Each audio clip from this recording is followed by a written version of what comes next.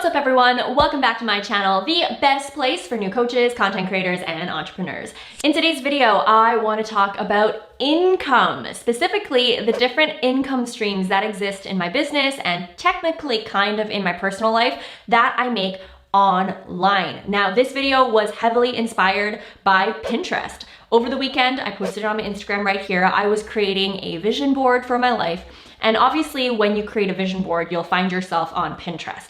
And so when I was browsing through Pinterest, I saw two graphics that really caught my eye. The first one is this graphic right here, and it basically outlines the 8 different income streams that exist. Now, if you're not familiar with the 8 different income streams, let's just take a moment, pull it up together, and go over it, because I think it's really, really interesting and it's super enlightening to just expand your knowledge on the different types of income streams that exist in the world. So the first one is earned income. This is income that we are all really familiar with. It's the income that you have to work for, so you have to actually earn it to make it. The second one is profit income. Profit income is when you buy and sell things, and then that profit that you make from it, that's the income that you receive there. So if I buy this shirt for 20 bucks and then I sell it tomorrow for 40 bucks, then I've profited 20 bucks. Interest income, this is the type of income that a lot of banks make. So if you lend money out and then you charge interest on that, that is income that you make from that. There is residual income. This is the income where you continue to get paid even after the work is done. So you do something once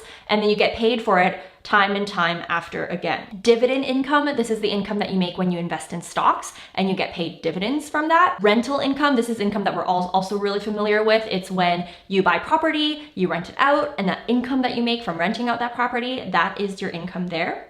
There's capital gains. This is when an asset that you bought increases in value. So let's say you buy a house for $1 million today, and then tomorrow it's $2 million.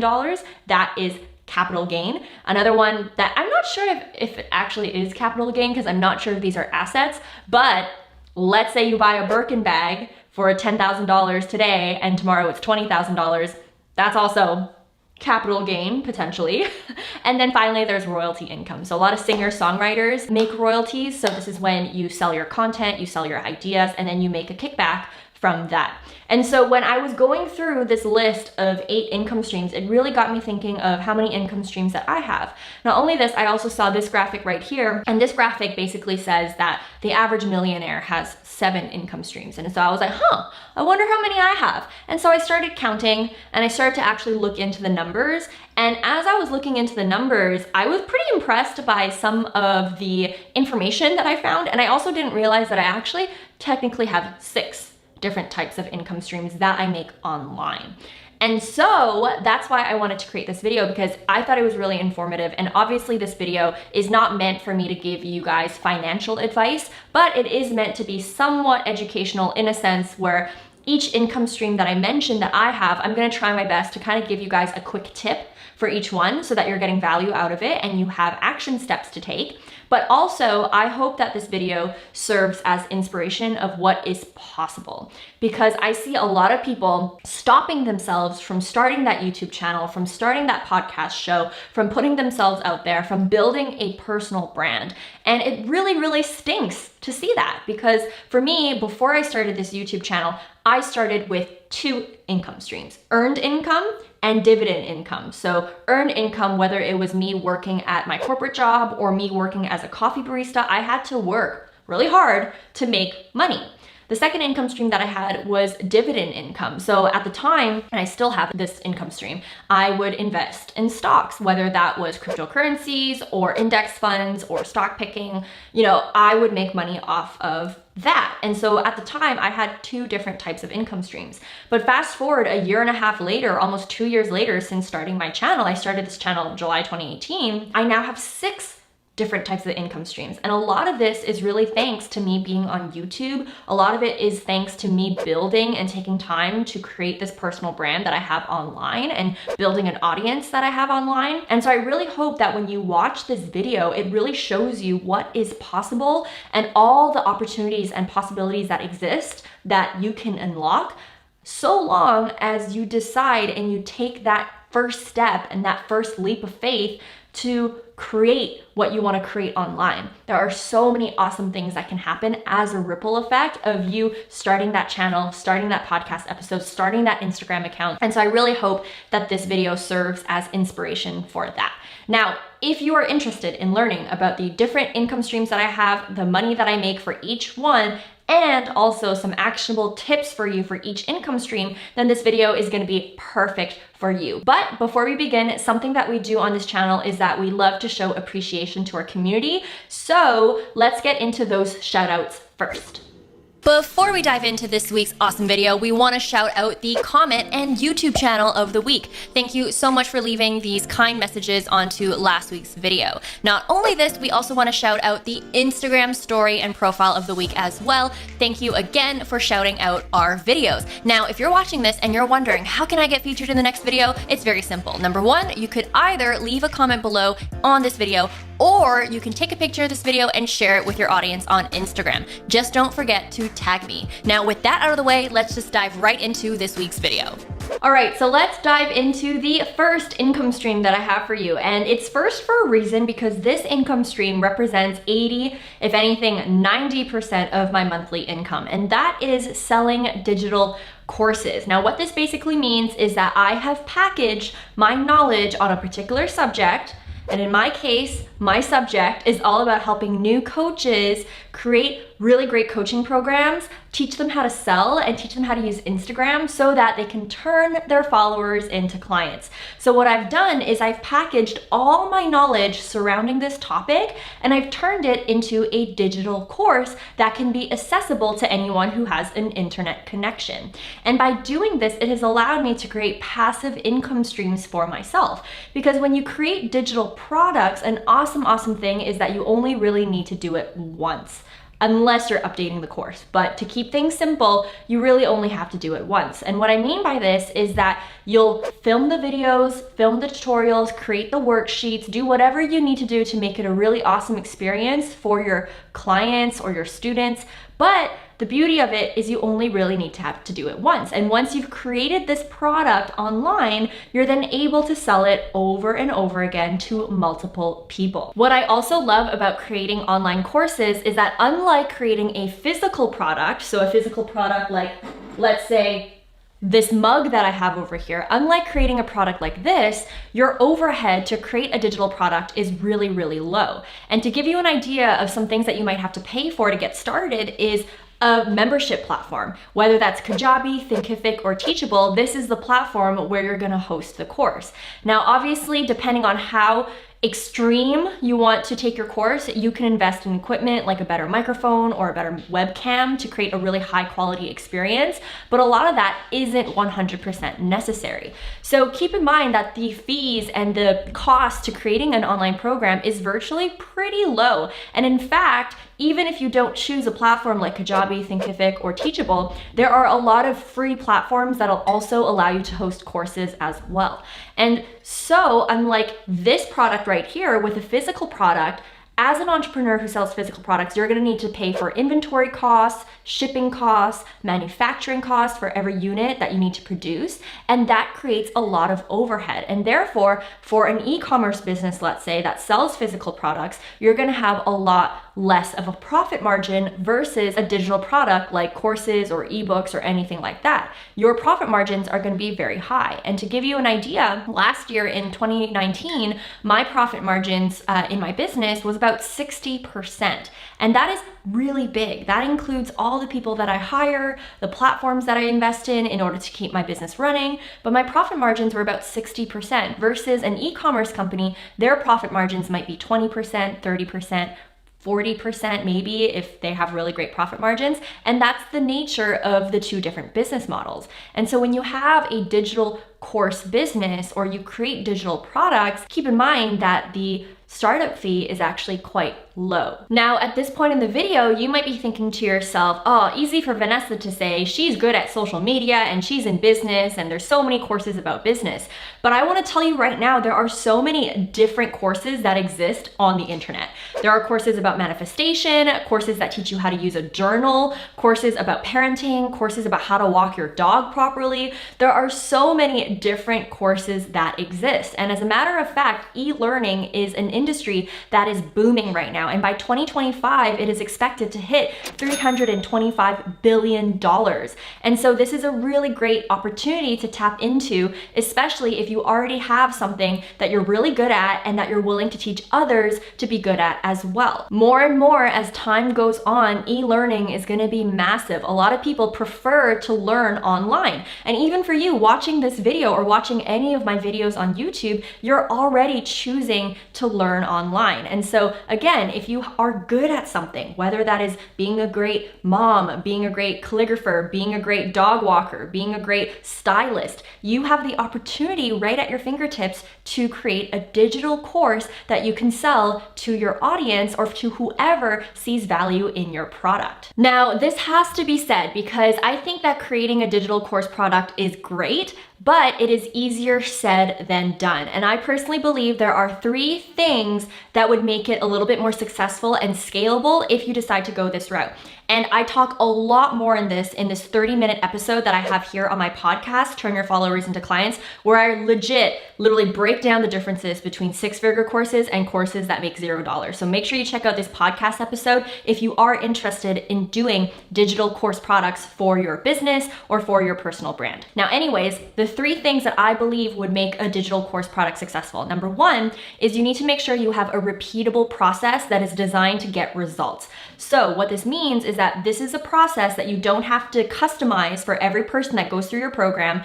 It's a process that whoever goes through it is going to get results if they put in the work and if they follow what you teach to the T, because that's also another topic that we can dive into. But basically, a course doesn't work unless you actually do the work, right? But anyways, you need to have a repeatable process that is designed to get someone results. The second thing is you need to be very clear about who your course is for and that it's niched down. This is really important and it links back to the first tip that I just gave. In order for a process to have a high success rate of getting people results, you need to be super specific on who is the right fit for your course. So let's say for my digital course product, the Bossgram Academy, it's designed for new coaches who don't have paid clients yet to get their first few paid clients. If I had told people that this course is for anyone and everyone, then my process that I have in my course wouldn't work for everyone that goes through. And that's why it's really important that you are super specific about who your course is for. Let's say you're creating a course about dog walking. It's not gonna work for someone who has a cat or who has a hamster.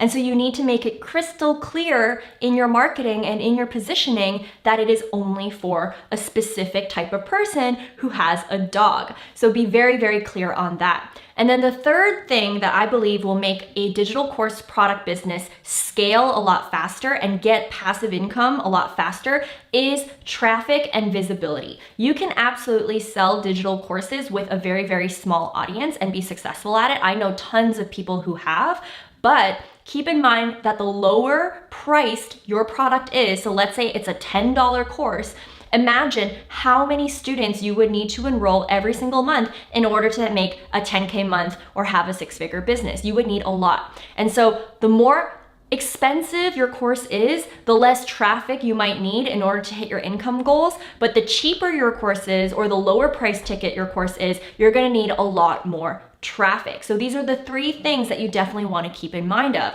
But when you have these 3 things put together, digital course products are a really great way to create passive income for yourself. And it really ranges from month to month. So let me give you an example of what we make in our business through selling digital courses. There are some months where we have 6-figure months. There are other months where we make $50,000 and other months where we make a little bit more. It really ranges from month to month. But the beauty of it is that I have already put all of my work into this one product and it's selling on autopilot as new students are enrolling into our program. Now, obviously, the numbers that I just shared with you are my numbers, very unique to my business and the way that I've set things up.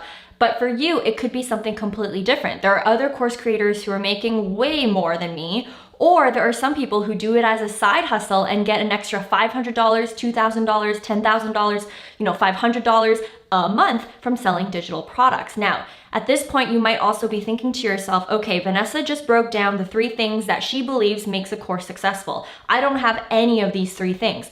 I don't have a repeatable process. I'm not sure if I can get people results. I don't know what the niche would even be. And I also am not at a place where I even have an audience to sell to. So what do? Well, this leads me to the second income stream that I have that I think is really, really achievable, even if you have a small audience and even if you aren't sure whether or not your process can get people results. And that is one-on-one coaching or consulting. And here's a fun fact. Before I became a course creator, before I packaged everything that I knew into Bossgram Academy, which is the program that I offer today, I used to do one-on-one coaching / consulting. And this is perfect for those of you who maybe aren't clear whether or not what you teach or what you coach on or what you offer can really work. So instead of selling a course that is one to many people, you instead work one-to-one with another person.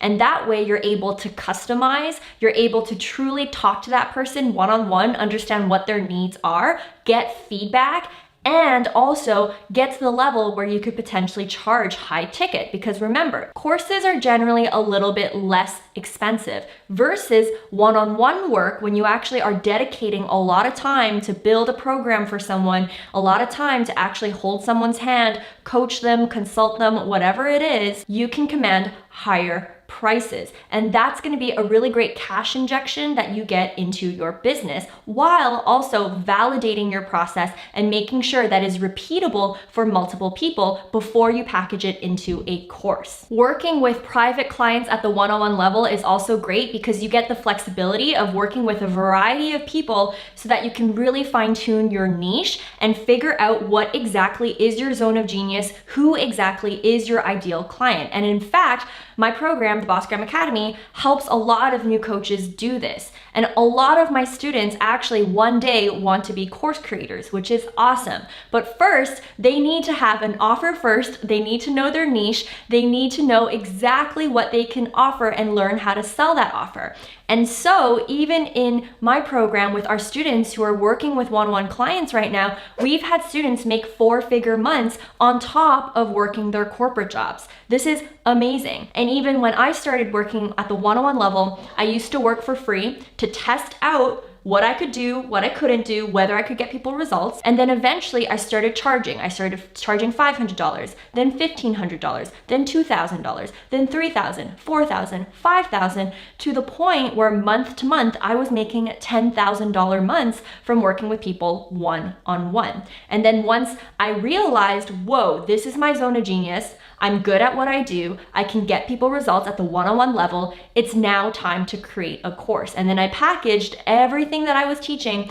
plus everything new that I've learned into a course. And now today I have the Bossgram Academy. So as you can see, even if you're someone who wants to create a course one day, you can absolutely do that. But first, validate your course idea, validate whether or not you can get people results at the one-on-one level first. And if you want to learn more about that, then definitely check out my free masterclass that I have. It's going to be linked in the comment section below. And in that masterclass, I will actually show you more steps as to how you can monetize and turn your followers into clients through selling one-on-one services that can be eventually turned into digital course products. And one last thing that I want to mention, because we're talking about multiple income streams here, you can be a course creator and charge one-on-one services on the side. So for me, if I wanted to, I could announce to YouTube and I could announce on my Instagram and say, hey everyone, I'm opening up 5 spots for private coaching or private consulting. And boom, I would be able to make income that way on top of having a course that I sell on the side. So you could have both and increase the different streams of income that you have. So again, to give you an idea of the money that I make through this income stream, last year we made $30,000 off of just one-on-one coaching services, and then eventually transitioned to passive income products such as digital courses, which again, like I mentioned earlier on in this video, represents about 80 to 90% of my monthly income and is where all my energy is dedicated to. Now, moving on to the third income stream that I have, and this is an obvious one, and that is YouTube AdSense revenue. So by posting content online and being monetized on YouTube, every month I get money from it. Now, obviously, you would need to make sure that you have your 1,000 subscribers and your 1,000 hours of watch time in order to get monetized. But the moment that you hit that mark, you're then able to make money passively through the AdSense revenue that you get paid from by YouTube. And to give you an idea of how much money we make on YouTube, every month we make about $3,000 to $4,000. And last year in 2019, we made a total of $37,000 just from posting content on YouTube and just from AdSense revenue alone, which is a completely passive income stream for my business and for myself. And an awesome thing about YouTube is that once you post a video one time and you are monetized, that video time and time again will make you money. So for example, this video right here is a really popular one. It's one that went viral, and even to this day, it is still generating income for me. Now, obviously, with all of these things that I'm mentioning in this video, you still need to put in the work, and definitely being a YouTuber is not the easiest thing in the world. However, it is really, really fulfilling. And also what I find is that creators and influencers are on the rise. People don't want to consume content that is super commercialized and super polished. They prefer to consume content from people who remind them of themselves. And that's why YouTube is such a successful platform. And as much as so many people hate on YouTube and how YouTube doesn't pay its creators well, to be honest, Instagram isn't really paying any creators. Facebook isn't really paying any creators. So YouTube really is an awesome platform if you want to create content and also get paid for it. Now, obviously, everyone's results on YouTube is going to be different. My pay on YouTube based on my AdSense revenue is going to be different from another YouTuber who maybe has more subscribers than me, is in a different niche, or has more views or whatnot. It's just going to be different. So just keep that in mind as well. But what I also want to mention, and this is a hot tip, because remember in the beginning of this video, I mentioned that I would make sure that every income stream that I mentioned, I'm going to give a hot tip on. For YouTube, if you are considering starting a channel, something that you need to know is that for every niche, you get paid differently. And what I mean by this is, yes, you could have a lot of subscribers, yes, you could have a lot of views, but what it really comes down to is the niche that you're in, and that's what's really gonna determine what your cost per thousand is. So CPM is a metric that we track here on YouTube, and basically this is the amount of money that an advertiser is willing to pay you for every 1,000 views that you produced. So for example, my channel, I could have a $10 CPM, so $10 for every 1,000 views that I generate, versus another channel who might have a different CPM that is potentially $50 or $100, which is massive. Or maybe compared to another channel, their CPM might be $5 or $2. So depending on the niche, you're gonna get paid differently. And this is the tip that I have for you, especially if you are considering to be on YouTube and you are using YouTube strategically because you wanna make extra income. I'm gonna share with you some niches that are generally gonna have higher CPMs. And the reason why these niches and these industries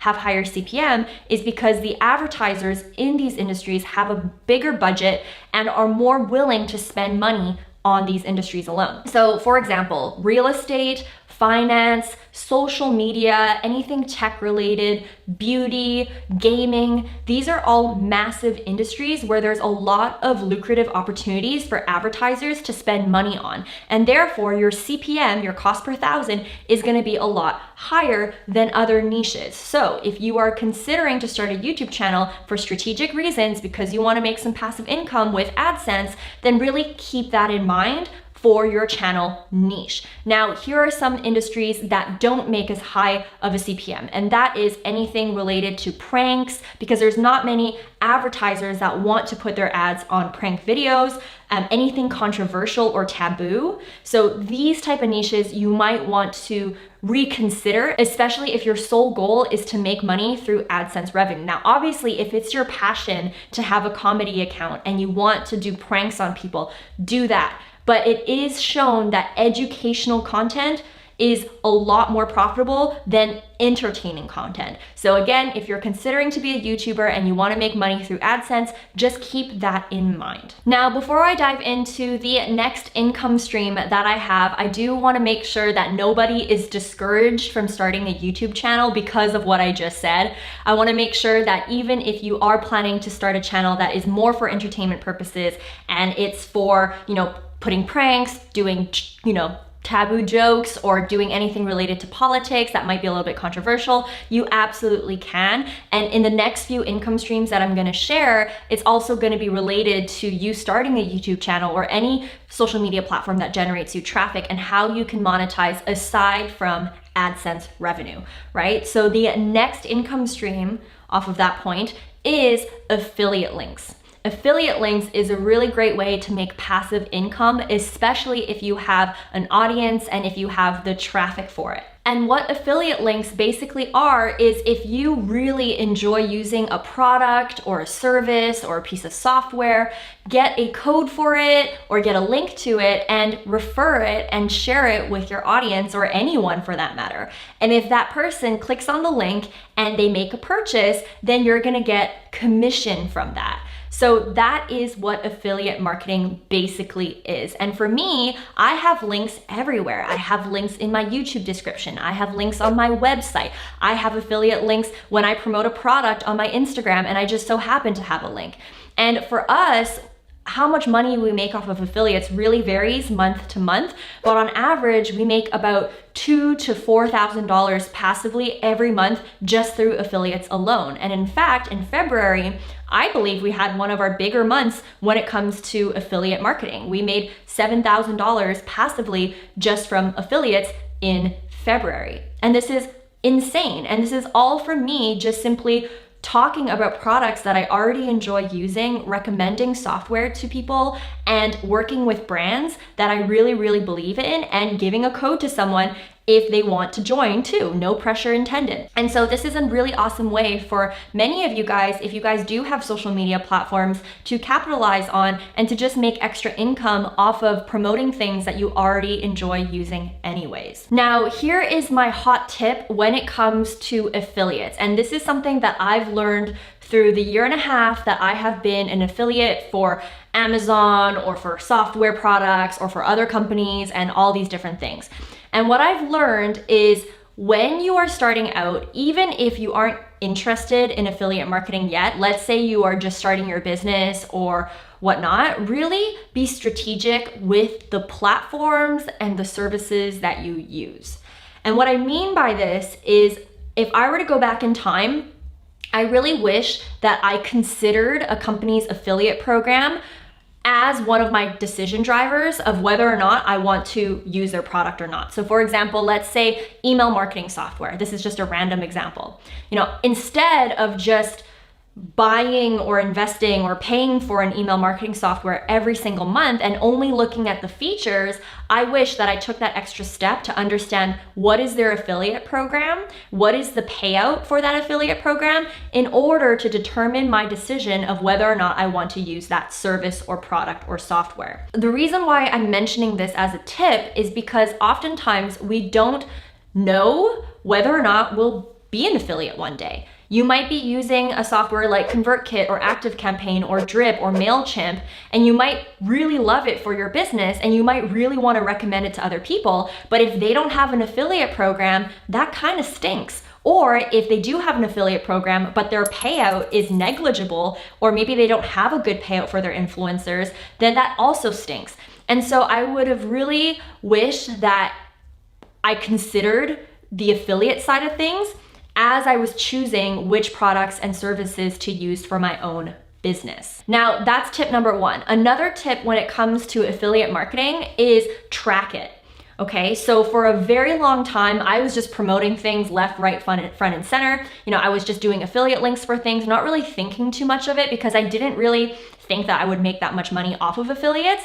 And it wasn't until a couple months ago when I told my team, hey, I'm actually wanting to track this now. Like, let's actually compile all the money that we've made from affiliates, put it in a spreadsheet for us to understand which affiliates are the best performing for us. And based on what is best performing, what is actually making us the most income, we will make more of an effort to push that to our audience. Why? Because our audience is clearly enjoying these services a lot more than these other ones. And that way I'm able to actually focus my efforts in the products and services that benefit both me and my audience as well. It doesn't make sense to continue promoting something that nobody is interested in, right? And that's why it's so important, if you are thinking of being an affiliate for any product or service, that you're actually tracking the performance of these affiliates so that you can really be strategic with where you put your efforts towards. Now, with these two hot tips that I'm sharing with you, it's gonna help you increase your payouts a lot more, and it's also gonna make sure that you are a lot more confident and a lot more willing to promote these products. So remember, the first tip that I mentioned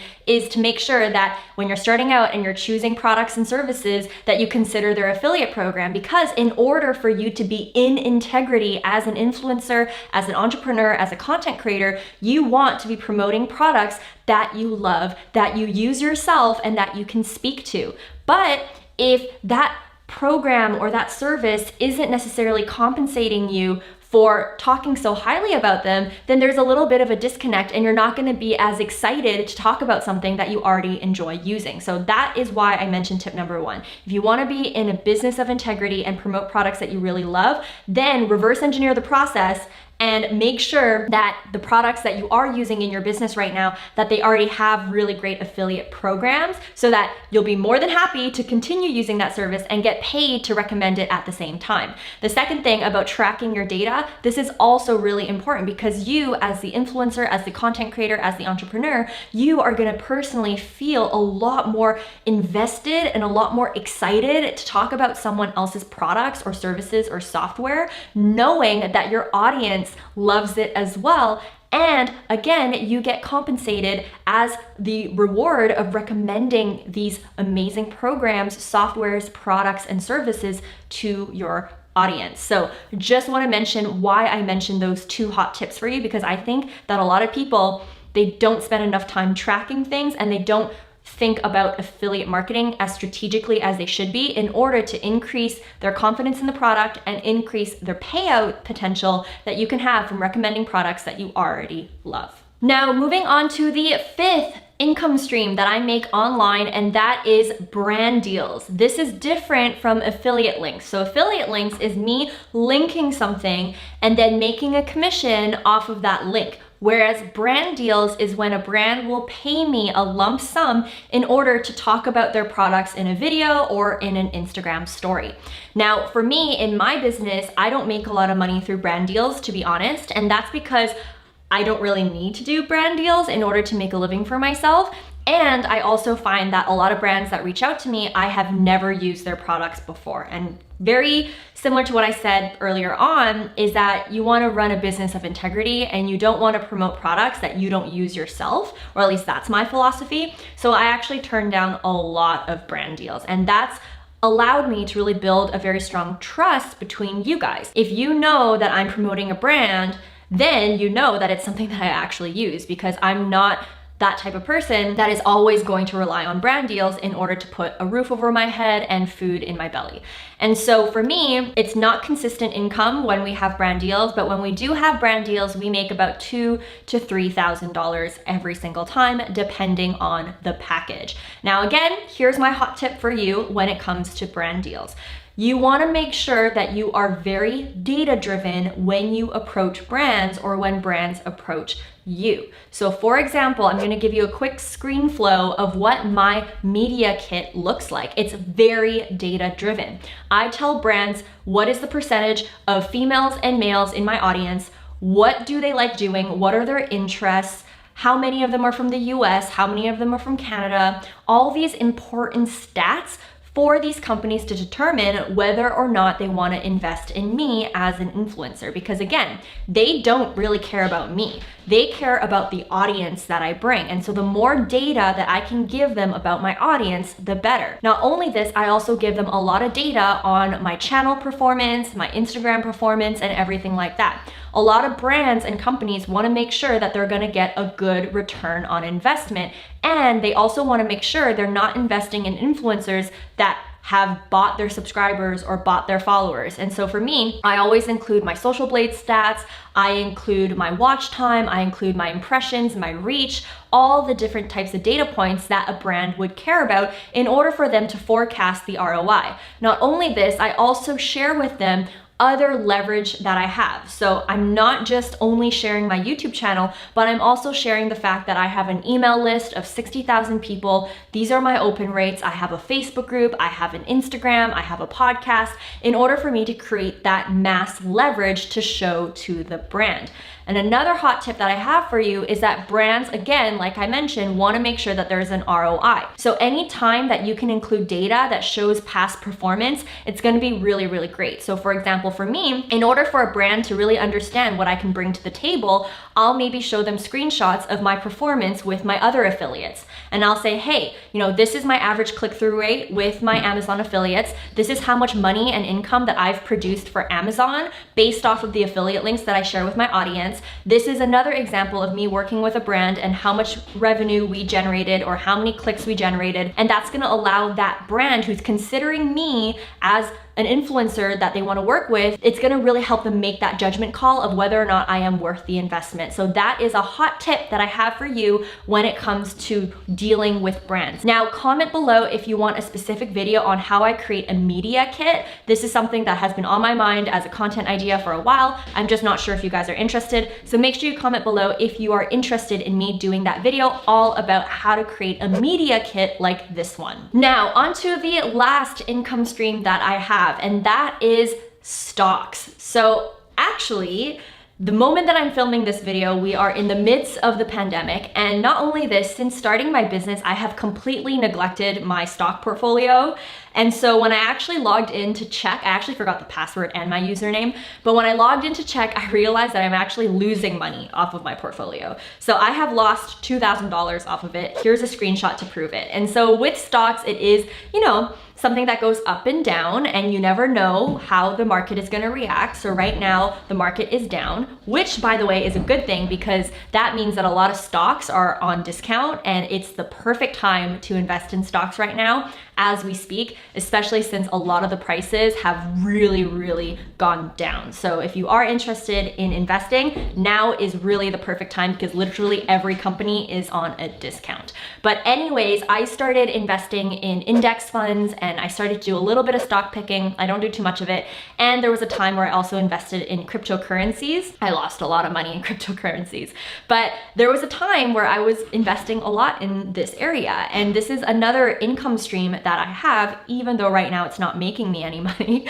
But this is something to consider for you, especially during this time when the market is down. So remember, the rule of thumb is you want to buy low. So you want to buy stocks and buy index funds and buy whatever when the prices are low. And then you want to sell high, meaning that when the prices go up, you want to sell that stock so that you can make a return on it. Now, as I mentioned, the first few things that I got started with were index funds. And what index funds are is that instead of buying specific companies, so for example, you buy a couple stocks in Apple and then you buy a couple stocks in Tesla, when you invest in index funds, you are essentially investing in an entire index. So let's say instead of investing in specific companies, I'm now investing in the entire S&P 500, which means that I have now bought a little bit of every single company that is within the top 500 companies in the US, within the S&P 500 index. That is an index fund. So if the S&P 500 goes up,